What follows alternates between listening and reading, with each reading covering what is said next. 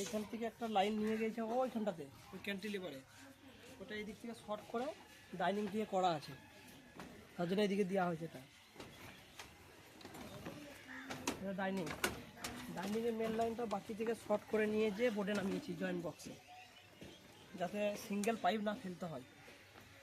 তবে এটা নিয়ে গেছি ওখানে, এটাই ডাইনিংয়ের মধ্যে রান্নাঘর আছে। এটা অ্যাডজাস্ট ফ্যানের চিমনির পয়েন্ট, এটা 4টে লাইট দেওয়া আছে। ওখান থেকে ফিল্টারের নেমে যাবে। কত করে মাপ? এইখান থেকে এটা আছে 20 ইঞ্চি, আর এটাও আছে 18 ইঞ্চি, এটাও তাই করা আছে। এদিক থেকে 18, এদিক থেকে 20। হ্যান্ডবাটি সেন্টার, এদিক থেকে 65, এদিক থেকে 65। আর এমসিবি বক্সের এটা, আর এটা এমসিবি বক্স, পুরো বেডরুমের এখানে এমসিবি হবে। এখান থেকে মেন লাইন 2 তলার তোলা আছে, আর এখান থেকে মেন পাইপ এখন দিয়ে না, ওটা দেওয়াল কেটে নিয়ে যাব।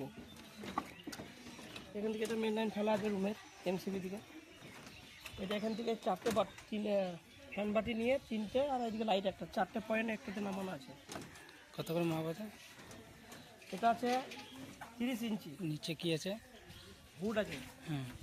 হুড আছে, তার জন্য 30 ইঞ্চিতে করা আছে। আর এখান থেকে এটা আছে 20 ইঞ্চি, ঠিক আছে। এটা এখান থেকে 30, এখান থেকে এটা 20। এটা এখান থেকে শর্ট করে নিয়ে গেছি, এ কারণে এটা এসির টুয়ের লাইন একটু তারই পাইপে নিয়ে চলে যাব। এদিকে একটা লাইটে পয়েন্ট করা আছে এমার্জেন্সির জন্য। ওখানে বেড সুইচ হবে নিচে, এখানটাতে পাইপ দিয়ে আছে। এটা একটা টিউবের পয়েন্ট হয়ে যাবে, এটাও তাই আছে। এখান থেকে 30, এখান থেকে 20, এই 3টে বাটি নিয়ে একটা ওয়ালের পয়েন্ট নিয়ে এদিকে একটা পাইপ মেন জয়েন্ট বক্সে কামানো আছে। ওখান থেকে এমসিবি থেকে একটা পাইপ এসে এই বেডরুমে চলে এসছে। আর এখান থেকে এটা শর্ট করে করা আছে, এখানে এসি হবে যা হতো এই দেওয়ালে, তার জন্য এখান থেকে বেড সুইচ হয়ে যাবে, এটাও এসির পয়েন্ট হয়ে যাবে।